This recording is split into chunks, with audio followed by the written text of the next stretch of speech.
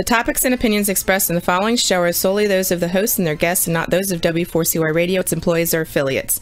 We make no recommendations or endorsements for radio show programs, services, or products mentioned on air or on our web. No liability, explicit or implied, shall be extended to W4CY Radio or its employees or affiliates. Any questions or comments should be directed to those show hosts. Thank you for choosing W4CY Radio.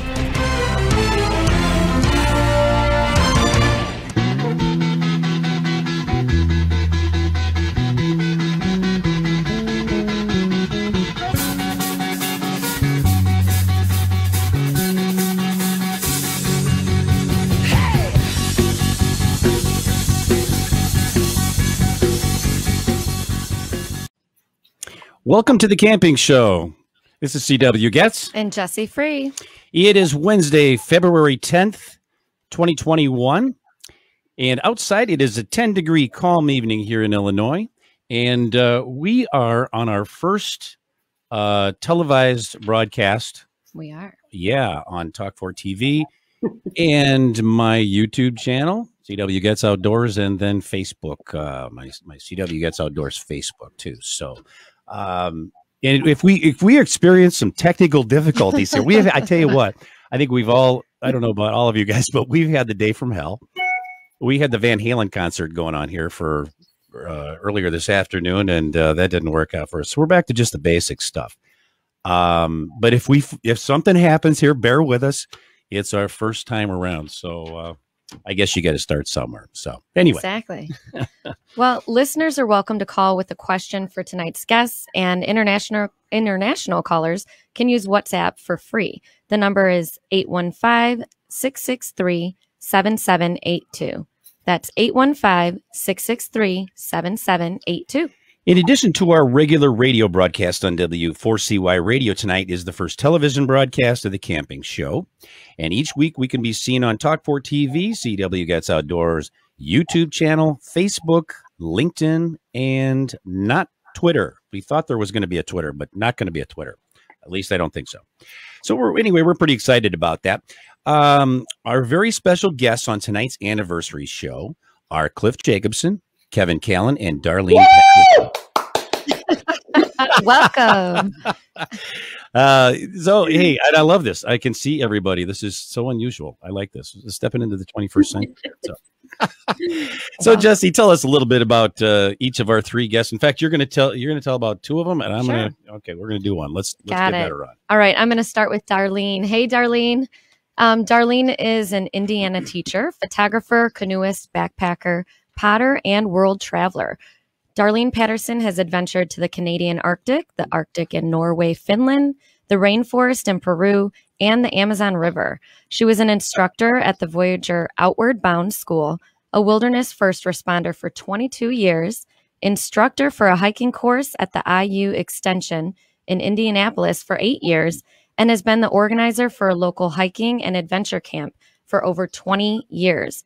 Darlene also won a second place in the Chicagoland's Fearless Female Contest a few years ago. Welcome, Darlene. Hey. Thank you very much. Yeah. Darlene, you're a badass. You are. Hard to believe that's me. Kevin, a.k.a. the Happy Camper. And doesn't he look happy? And by the way, I didn't get the memo because everybody's got their CW Getz shirt on. And I'm CW Getz. I've got no CW Getz shirt. I didn't get the memo. We've had an interesting day here. So, Kevin, a.k.a. the Happy Camper, is the author of 18 books. He's an award-winning writer and a keynote speaker at outdoor events across North America, and is also a regular guest on several television morning shows and CBC radio. Kevin has several film awards to his credit and writes a column for Paddling Magazine and Explore Magazine. He was listed as one of the top 100 modern-day explorers by the Canadian Geographical Society and was made patron paddler for Paddle Canada. Awesome. Wow, it sounds like I don't really have a normal job. This is what your mother says that, doesn't she? She did, yeah. She actually, in fact, I talked to her last night. She even said, son, could you get a normal job? And also, by the way, that photo that you posted with you half naked with the whiskey, you're not attractive. I remember that. That was a good one. I love your mother. No, remove it right now. You're not an attractive man. I hear that. What is that? They're mean to us. Why? Why? You got to keep us on their toes. That's right. Right, exactly. All right. Tonight, we also have Cliff Jacobson with us. You will hear him on the phone. We don't see him on camera right now, but Cliff is one of North America's most respected outdoors writers and wilderness paddlers. He's a retired environmental science teacher and an outdoor skills instructor, a canoeing and camping consultant, and the author of more than a dozen top-selling books and a popular video on canoeing and camping. Cliff is a distinguished Eagle Scout, a recipient of the American Canoe Association's prestigious Legends of Paddling Award, and a member of the ACA Hall of Fame. Hey, Cliff. How you doing, Cliff? You there? Hey, man. Yep, I'm here. I'm sorry I can't join you with my beautiful body. I'll be here in spirit, but maybe it's best I don't join you with my beautiful body. I don't know. It's been a nightmare for me today. Viruses on my Mac. I never heard of such a thing. Oh, no. Cliff, do you have, this is the most important question of this whole entire interview. Do you have the bottle in front of you yet? Because I would. You know what I'm saying? Yeah, and those days are very frustrating. I totally understand. Absolutely. I've had 3 of them this week. So. Well, look at your buddy. Cliff, your buddy to is in this camera with an Old Forester, a bottle of Old Forester. I wish you could see it. That's a pretty decent whiskey, actually. It is, and I did this because you are an Old Forester. You should see the grin on his face right now, Cliff. He's in full Bocephus mode. Oh my! I love it. No. Wow. Well, hi all. I'm sorry I can't see your smiling faces because I dressed up so pretty for all of you. What can I say? You can, and I think this is going to be available later. It's going to be posted somewhere, and I don't know. It was like what's that video that you have to have parental guidance to watch? Yeah, we'll be at that one. You haven't signed the waiver yet. That's right. There is a special form for that. There's a waiver for that. Well, I love it. So Cliff was a guest on the camping show here now a few weeks ago. And, we were doing an episode about environmental ethics and near the Roxy, my producer, are you still there? I am here. We had an incident in front of your house and, maybe you want to explain that because it was the weirdest, freakiest thing, but we lost power momentarily and it knocked us off the air for a few minutes while we were in the middle of a discussion. So, but yeah. Anyway. So I live on a 4-way stop, and I don't know how it happened, but a car ended up crashing. You still there? Car. You guys? No. Say no, guys. Say no. We're here, Cliff. Okay, because everything went real quiet all of a sudden. So, yes, we can hear you. Absolutely. So okay. Car crash, internet goes out, power goes out, everything. What's going on? Right in the middle of the show. Dead quiet. I don't know if you can hear me. We can. So the car crashed. The car crash, internet, power out. Yeah. So you guys were still talking. I was had back to the conversation. I'm like, hey guys, where should we start off at? Well, so I thought maybe we could cover those tonight on tonight's show. So there are a few environmental issues that frequently come up in conversation. So, and these are things that involve anyone who regularly spends time outdoors.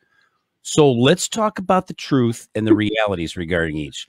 Cliff, are you still there with us? I'm still here with you, man. Okay. I'm here. All right. Perfect. I'm here. So Jesse, go ahead and pop in here. Let's start with campfires. Are they really as damaging as what we're told? And are CO2 emissions from campfires really as big of a deal as we're sometimes led to believe? Well, this isn't an either or thing. This is the depends on where you are thing. Obviously, if you were in a delicate environment with delicate flowers and flora and things like that, yeah, you shouldn't be building fires. There are certain places where you don't want to build fires because of sensitivity, but there are other places where there's nothing wrong with building fires. As a matter of fact, they may even be beneficial. For example, the northern forest ecosystem. This is the North Woods. That area, that's a fire-dependent area. If you don't have fires about every 35 to 100 years, what happens is the litter layer, which is pine needles and whatever falls from the trees, builds up and it becomes really, really thick. And then what happens is young plants can't get through that litter layer. So through the course of time, literally millions of years, fires have gone through the northern ecosystem on an average of somewhere between 35 and 100 years, burn that litter layer off. Those are little fires, all right? Okay. And then the vegetation can come back up again. And if you totally protect that environment against fires, what happens is the litter layer gets thicker and thicker and thicker and thicker and thicker until one day you do have a fire. Instead of it being a tiny little fire, it's a big gully wumper. Now, I bring this up because there are people who will go camping in the northern forest ecosystem, and they say, I'm not going to build a fire because I'm saving wood for the world. You're not saving anything for the world. First of all, there's so much dead down stuff in the northern forest ecosystem. That's the Boundary Waters, Quetico, that whole area. That even with 250,000 people going up there every year, trust me, you're not going to burn all that stuff up. You will burn up all the stuff that's in your campsite, and you will have to look around to find dead, dry wood.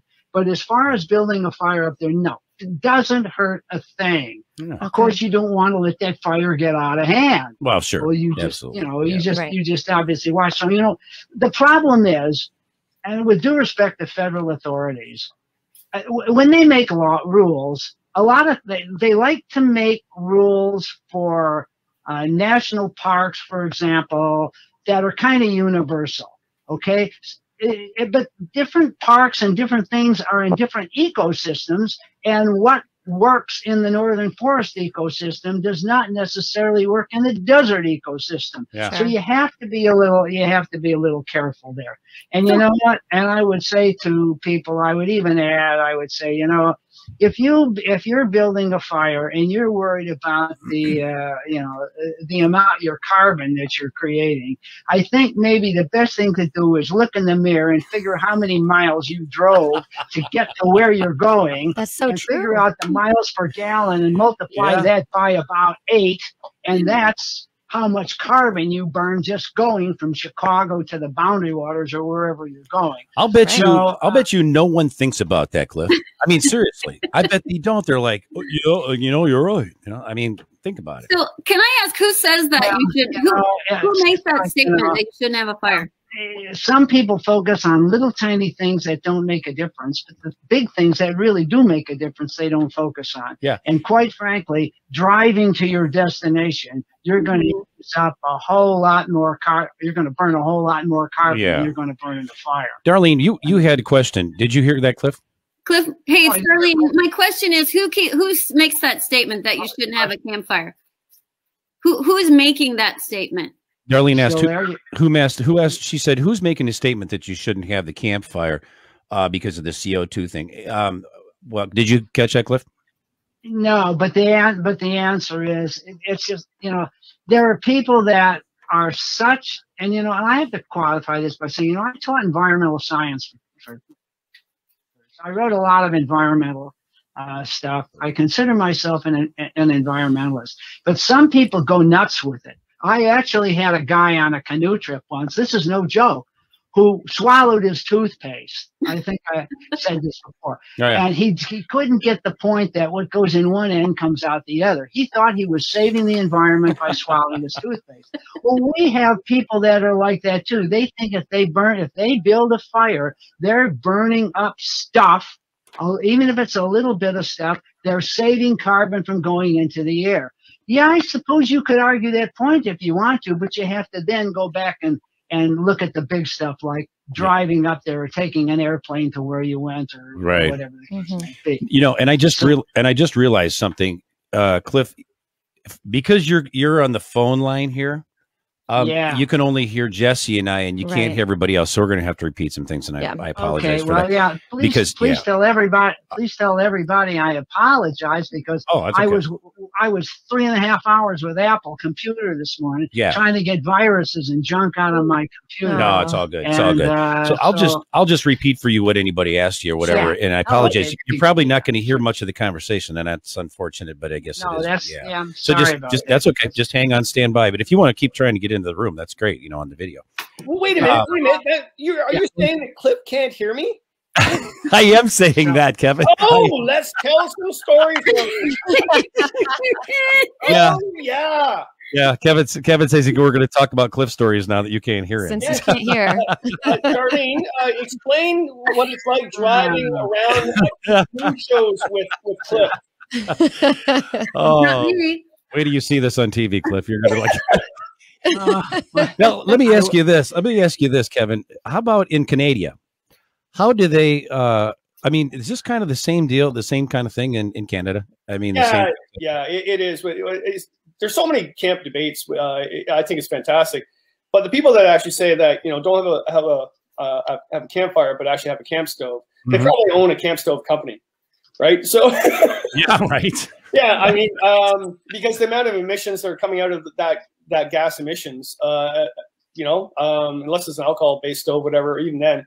But yeah, it's important to watch where you're having your fires. If there's a fire ban, you can't have a fire. I know in Canada, probably in Boundary Waters too, they'll actually check your pack if there's a fire ban, and you have to have a stove, or you're not allowed in the park in Quetico. Oh wow, okay. Yeah, because you can't have a fire. I mean, if you ignite the forest. But Cliff's right. I mean, and him and I are past forest techs, right? And right. But what's happening in Quetico and Boundary Waters is that we stopped fires for so long with Smoky the Bear that now we're having so much balsam grow up as opposed to old growth pine, and they're sort of overdoing the old growth pine for seedlings. And when you need a fire to burn that off, you need a hot fire. It can't be just a little tiny mini fire that goes into the forest. It needs to be a major burn, which will take many years to progress. And and probably like CW, you'll be dead by then. Roxy, I'm giving it a couple years for me. Well, we're doing this all for Roxy, and so. But the whole thing about that is like, you can have a campfire. If anybody says that you should never have any campfire whatsoever because the CO2 emissions going off into the atmosphere for it, right. Yeah, just go past a smokestack or go on the highway. And Cliff's right with that. So, darn, did I just say Cliff was right? You did just say that. Cliff was Don't right. let That's that right. slip again. Well, okay, and let me ask you this though.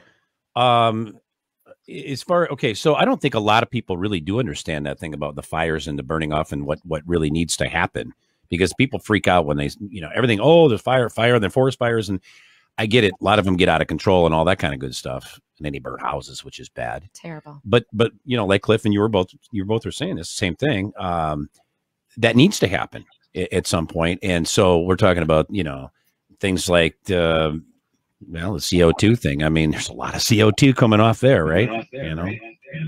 There's more coming out of cows. I can see you guys. Let's turn off his phone. Hey. Oh, okay. I got it. Okay. He's there. Okay. Rock and roll. Okay. Look at the sexy tracksuit he has on. Look at that. I like that. You know what the deal is? I got a weird deal. This is so bizarre. Isn't it better? I'm running Safari on this thing, and I click the Chrome, and every time I plug it in, it goes back to Safari. So I had to go to Chrome, and I had to make it my default browser to get on this thing. I was going to suggest, but I don't know how to do it because I'm. Cliff, I sent you a text to try to help. Hi guys, it's good to see you. You look as beautiful as ever. Cliff, you should hear the stories they were saying about you. Oh my goodness! But that's all right too. It's just kind of Well, we were just talking about the forest fire. Yeah. Okay, and now, Darlene, you got anything to add to that? Because I absolutely do. Because I will. The whole reason I go camping is so that I can have a campfire and roast marshmallows and have s'mores. So I'm not going to change a thing. Absolutely. Right. Do you drink with that at all or no? And not when there are children around. Oh, I thought you meant just not with marshmallows, but the children. Yeah, the children thing. There is that. I would have thought it would have been the marshmallow. if Kevin and I are with you, we can drink a scotch while we watch you roast marshmallows. That's my man. That's my man right there. All right. All right. Well, we're going to keep moving. Let's talk about the aspect of wastewater. And by this, we're referring to dishwater, bathing, brushing your teeth, and of course, human waste. So is disposal at a minimum of 150 feet away from a lake or river overkill? Or is that right on target? Everybody don't raise your hand at once. Any takers? Okay, so I'll tell you right now that when I go get water from the lake at my campsite, I never, ever go where it's easy to get water because I don't trust the camper that's been there before. Not to say that they're evil campers, but there are some ignorant ones, right? So basically, I've been on a trip where this one gentleman, and I didn't catch him till the day 3. He would go back and do his business, and then come back and wipe his hands in the water by the lake, and then use my tea towel to wash his hands. And I looked at him, I went, "What the heck are you doing?" And he goes, "What's wrong with that, man?" I went, "Okay." Or even doing dishes right by the water. You don't do that, and you have to assume when you get to a campsite that the person there was not as ethical as you. Yeah. Just keep safe because you don't want to get sick out there, right? Especially if we're doing a 20-day trip. Right. So I get water somewhere else where nobody else could actually get there easily. And then when I dispose of my dishwasher or soap, whatever, or I swallow my toothpaste and poop it out somewhere, I will go way back in the woods where nobody else goes. Well, that's like modern day poopery. Oh boy. Yeah. Well, I'll jump in behind Kevin. I'll say, yeah, Kevin's right about where to get water. That's a whole nother question. As far as getting rid of wastewater, again, the government comes up with some number. They sit around the table and they say, well, I think 50 feet would be a good. No, I think 100 feet would be big. No, 100, they should go a long ways, 150 feet. You know what? The truth is you send the typical beginning canoeist camper 150 feet from the lake in the Ontario bush, and you're going to send out a search party. They're not going to find their way back. So I'm sorry, that's not, as far as I'm concerned, that's nonsense. Okay, what isn't nonsense is where you're dumping it. All right, you don't want to dump it down the slope or it's going to go down into the lake or the river. Yeah, you want to go back in the woods a little bit and dump it there. That's fine. You should have plenty of filtering action through the soil. So, I think, honestly, if that's half a football field, that's a nonsense. I think that's a total nonsense bit of advice. Yeah, I'm with you. And Cliff, you and I talked about, so we actually, when we popped in, Roxy, our producer, by the way, we got to that part in the episode. We were actually in for this. So I'm going to throw this at Darlene and Kevin here to start with. What about burning items in your campfire? And I'm going to list a few. Leftover food, aluminum foil, plastic bags, small dogs. Oh, I'm sorry. That's not it. Eggshells. I'm sorry. It's just a joke. Eggshells. So there's leftover food, aluminum foil, plastic bags, and eggshells. Yeah. What do you think? Well, I think if you have leftover food, that's poor planning. And I mean, if you've repackaged everything and you have plastic bags and you empty them, they don't weigh anything anyhow. So to me, it doesn't make sense why you wouldn't just take the plastic with you. In my mind, the only thing you should burn would maybe be paper. But again, use that for fire starter and give it a purpose other than just burning it to be burning it. But everything you have is virtually going to be empty. So I don't know why you wouldn't just take it out. Eggshells burn up. I don't know why that would be a problem. Yeah. What do you think, Kevin? It's a tough one because it all depends. If I'm doing a 2-night trip, I can carry everything out. I don't need to burn anything. Right. If I'm on a 20-day trip, I'm not carrying that garbage for 20 days. But then the person that's going for 20 days knows when you burn garbage, you burn it. When you burn food, you burn it. You don't burn it to just embers so the bear can smell it and come in. But and Cliff, like, and even Darlene too, like, we've done all these shows for years, right? And Cliff, you've been on stage where you really have to watch what you say to 800 people. Because if I said, oh, I don't burn my garbage, and they go do an overnight, well, Kevin said, you know, so it's that's 22, right? So it's like my Scottish mother, just didn't be stupid, you know. She always just looked at me. She just didn't be stupid, and you'd be fine. You know, but you can't say that to people. Well, I guess I'm saying that right now. only to the whole world. I mean, it's, it's not a big. Yeah, so I would burn my garbage if I'm doing a long trip, especially if there's a fire ban on, and it's been on for like 10 days, and then finally the fire ban lifts. I'm going to burn all that stuff because I don't want to have an issue with a bear coming in, or a raccoon, or a squirrel, or whatever. Yeah, and that's kind of what Jesse was going to talk about here, or ask you to. Yeah. Oh no, well, I'm sorry. I want to. I don't know how many of you missed Kevin's last point, but the last point he made was pretty important. And one of the things that you have, when you have these plastic bags and you dump the food out of them, you still have stuff left in those bags. Yeah. Even if you wash those bags out, there's still odors and whatever in there. And if you are in big bear country, really more grizzlies than black bears, but you can draw black bears too. And you really don't want to be putting that on your back and carrying it a long ways. That's not a smart move.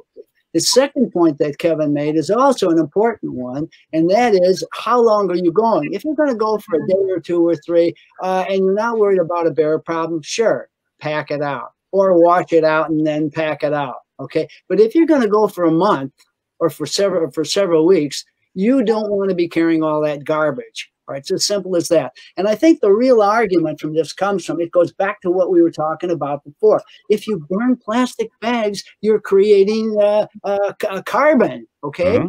And that's going into the atmosphere. Yeah, it is. But again, I would say, burn 3 plastic bags and compare that with the amount of carbon you burned in your car driving up there. Yep. Sure. Yep. Especially my car, 1972. No, I'm just joking. Oh, yeah, that's a lot of plastic bags. Yeah, that's right. Makes sense.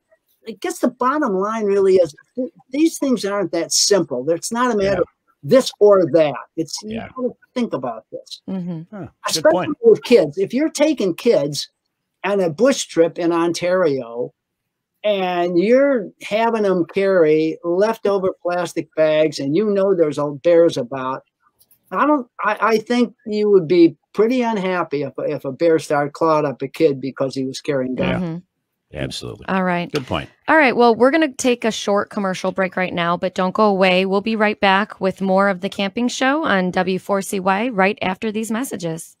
Canoecopia, the world's largest paddle sport expo, is March 12th through the 14th. Of course, Canoecopia is virtual this year. We have 80 presentations and more than 70 exhibitors. Gear, too. Boats, racks, paddles, PFDs, and more. Tickets are $15 for all 3 days of paddle sport bliss. Plus, the content will be available for 60 days afterwards. So if you miss something, well, you can come back later at your convenience. Virtual Canoecopia, hosted by the real Rutabaga Paddle Sports. Check us out online at canoecopia.com. Yes, and we're back with our guests, Darlene Patterson, Cliff Jacobson, and Kevin Callan here on the camping show. So now, and thank you for that. I really appreciate you guys doing that, because that was very cool. And those are always questions that are asked. Now, the part of the show, we're going to have some fun, kids. All right.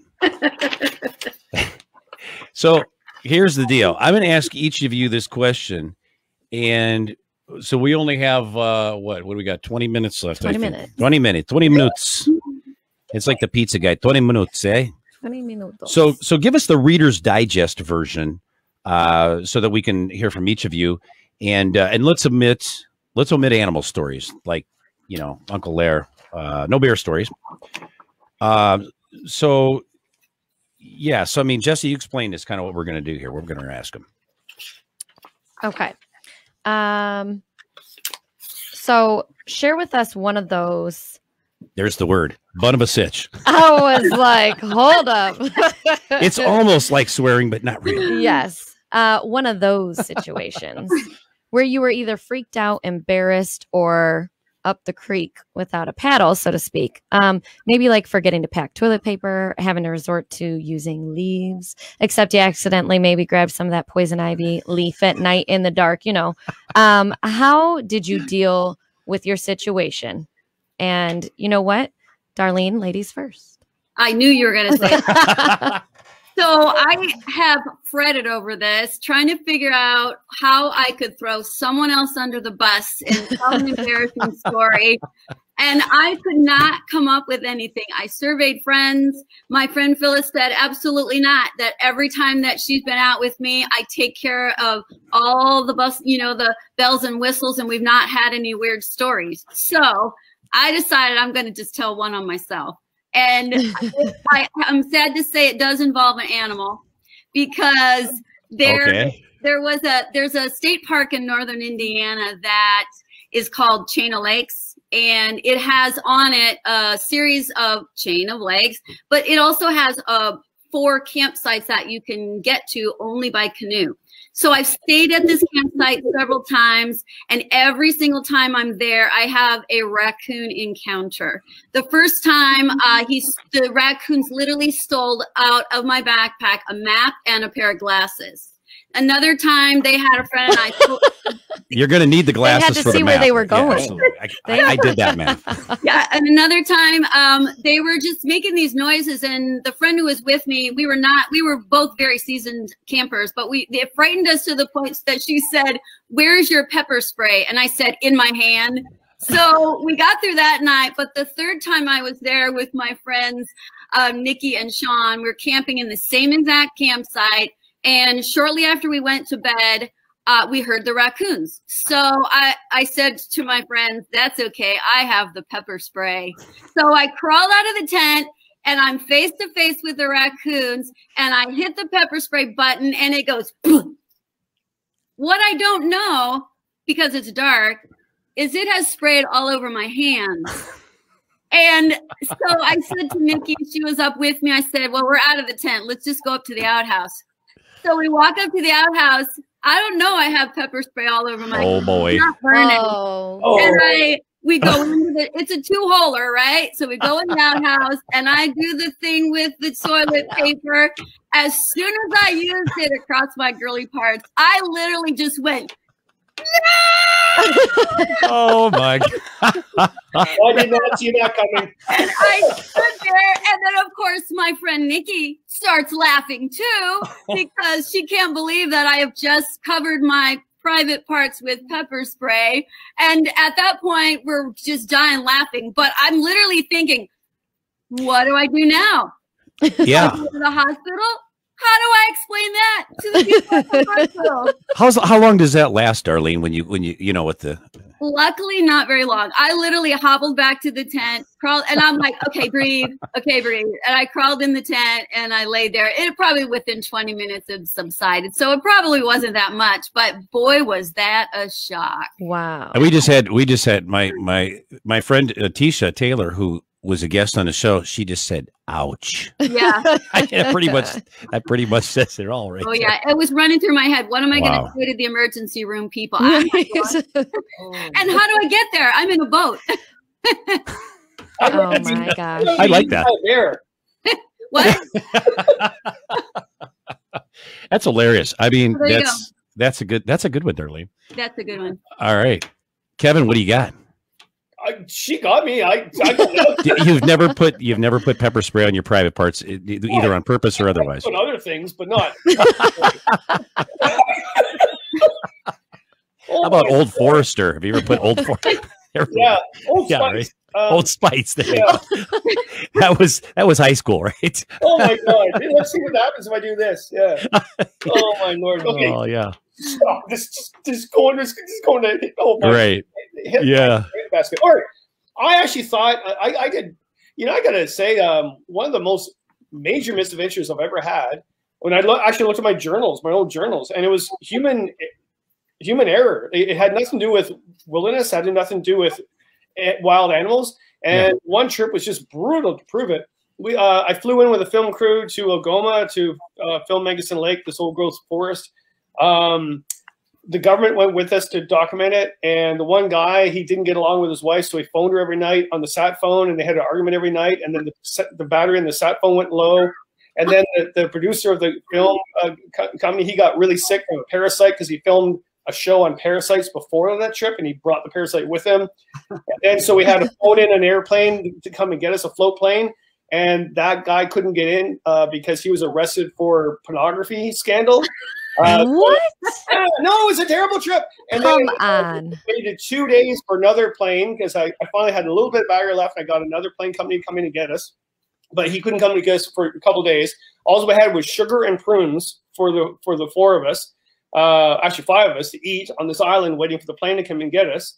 And then they came and got us. They flew us to our vehicles that were 80 kilometers away from Chapleau, like on a dirt road. And some locals slashed our tires because they didn't like canoeists going up to their area. Wow. How did that many, like, that's a lot of misfortune. It was a terrible trip. Don't go canoeing in Ontario. That's moral of the story. Don't. It was all human misfortune and error as opposed to wilderness. Everybody goes, "Oh, don't go to wilderness; you'll die. Wilderness is dangerous." No, humans are dangerous. Which is why I carry pepper spray. Oh man! Usually for people. That's funny. Cliff, you got one for us? We got a few minutes left here. Well, you know, this is not a biggie, but you know, I'm one of these guys who tells everybody they have an equipment list. But I never have one. Okay? It's like I can remember everything. So at least I think so. It's getting a little bit worse now. But some years ago, I was guiding a group of kids in the Boundary Waters, and then we went up into Ontario. And doggone if I didn't forget. And the rain was coming, and I had to rig a tarp. I get my tarp out. I forgot all my cord at home, my whole bag of cords. Wow. How am I going to rig this thing? So I started looking around. And you know what? Some careless camper, God bless him, put a bunch of cord up in a tree, and he couldn't get it down because it was all knotted up. So I just got it down, strung it together, and I had cord for the rest of my trip. That's about God was on your side that night, big time. Kidding. He might not have been there for you today, Cliff, but he was there for you on that trip. He was there today. He was just a little late. You know, Kevin calls you God. You know that, right? Like when he's on stage with you, he said it's like being here with God himself. So Cliff, I actually do. I'm up here in Canada, and some people know who you are, and some people don't, right? And they say, well, who is this Cliff Jacobson? I go, well, he's the god of canoe tripping in the United States. Don't you know who he is? And you should have like, a cigar. Like I was thinking that. Yeah. I thought God had a cigar. Everybody knows Kevin. Well, it's interesting, though. Like we've known each other for many years doing all these shows. But I got to say, in my early 20s, I went down the Mississippi River for 20 days on myself, my first big solo trip. And it was from your book. It was the Bible. It was actually the Bible for me to go down. It still is. Very cool. Right? Yeah. But it's really cool, though, how at all the shows we went into, like we parallel in our careers. And we're both forest technicians. So we did forest surveys, forest measurement and stuff like that. And then we started writing. And then we ended up with our lives promoting other people to get out there so they can burn garbage in their campfire. I have to, you know what, you say that. I have to read some comments here. And first of all, I'm going to say a bunch of people here. So we've got Bill Rishka, Tisha Taylor, Joy Gallen. I said, that's how you say it, Gallen. And Fleming Sweeney. And she mentioned something about, well, she says we boil water before consuming, of course. No plastic or eggshells. It's toxic. So yeah, it gives off toxic fumes. Anybody want to respond to that one? I didn't know that eggshells would be toxic. Eggshells like last forever. You know, I mean, you know, everybody knows that. You throw eggshells out, they kind of last forever. You know, that's the bad news. The good news is there's a lot of birds out there, and they lay eggs, and those eggshells are out there too. They don't hurt anything. It's just calcium, you know. And I would think. I thought. What are you going to do? I suppose you can burn them out and pack them out if that's what you want to do. But the realities of it are, I don't think too many people are going to do that, because you're going to have to have a really hot fire to burn out those eggshells. I don't know how many people take eggs. That many people take eggs into the wilderness anyway. I was wondering that. I do. Well, I do too, but not a lot. No one except for us. That's the no. You know what though? There's nothing like a fresh egg though. Eggs, because you guys deserve the best. Love you, man. That's awesome. So I want to ask, so now, Kevin, you and Cliff are both going to be presenting at Canoecopia on the 12th, 13th, and 14th of March. Is that right?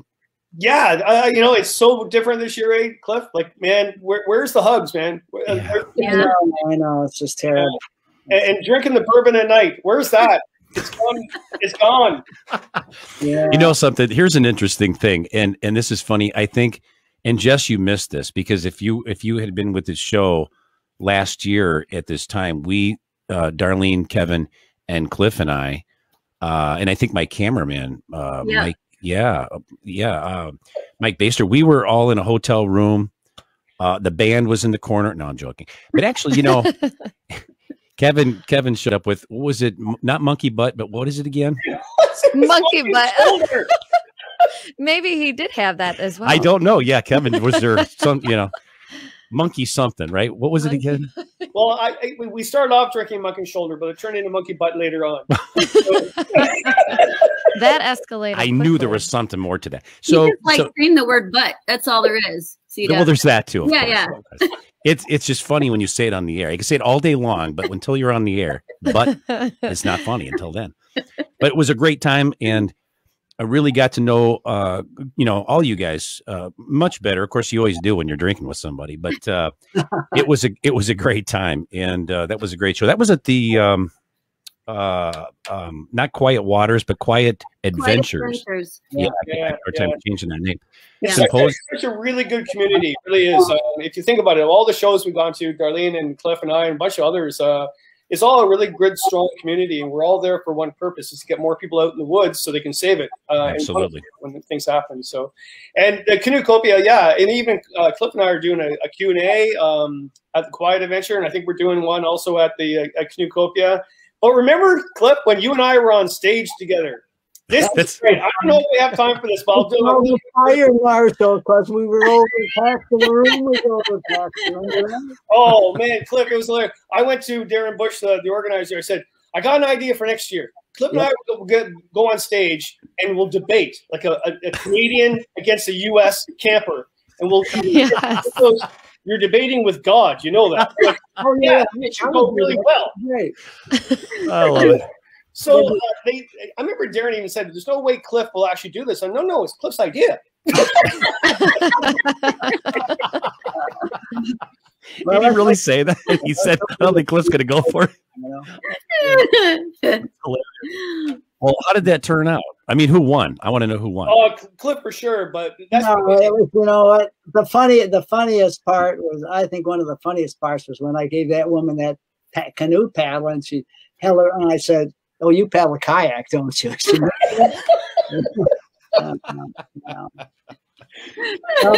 when the scouts came in, and I forget what you were saying, something about bear spray. How I said, well, you can't take bear spray in a float plane up in Canada, and you said to the audience, well, you just don't tell the pilot.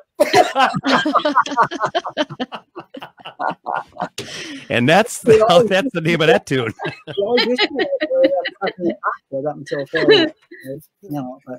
Yeah. Now they tape it on the float, so if they land real hard, it goes off, right? Yeah, that is really true. Yeah, it was funny though. Like there was about 100 scouts. I said, "Are you telling the scouts of America that this is an unethical procedure?" Yes, I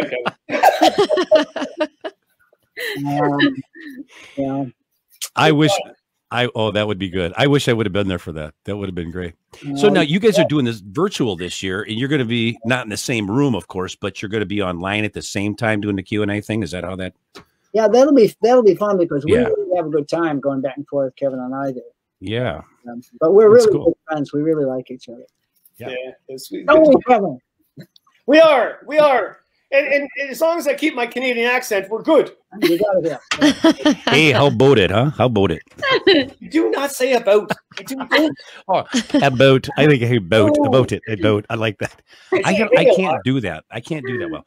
But I can say portage it's a portage, Kevin. Portage. It got to be portage. Portage. Cliff, you can be right with every single thing in every debate, but you're going to lose that one, man. It's a French word. Portage. This is the eternal debate. Yeah. It's like a little civil thing, civil war. It will never be an agreement. I love it. You need a flag. You definitely need a flag for this. Here's one thing that I want to do with Cliff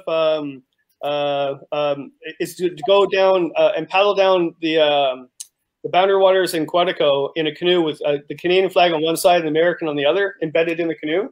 Yeah, and stop at a campsite. And the idea, we always had this idea when we get together, is we're going to sit at that campsite where where the boundary border is, the stake, the marker. Yeah, and then you're going to be sitting in your camp chair, burning garbage and eggshells and things like that on your side, and I'm going to be on the Canadian side, and we're going to dispute things back and forth. I think the funniest scene in the world. Will you be throwing things back and forth as well, or just the debate? I don't know. CW, that's the same trip we were talking about last year. I do remember that. I do remember that. Everyone was talking about taking the canoe and painting the Canadian flag on one side. And Video recording it the whole way. And the hood ornament would be that monkey butt or whatever that is on the top there on the front. Oh my gosh, you guys are crazy.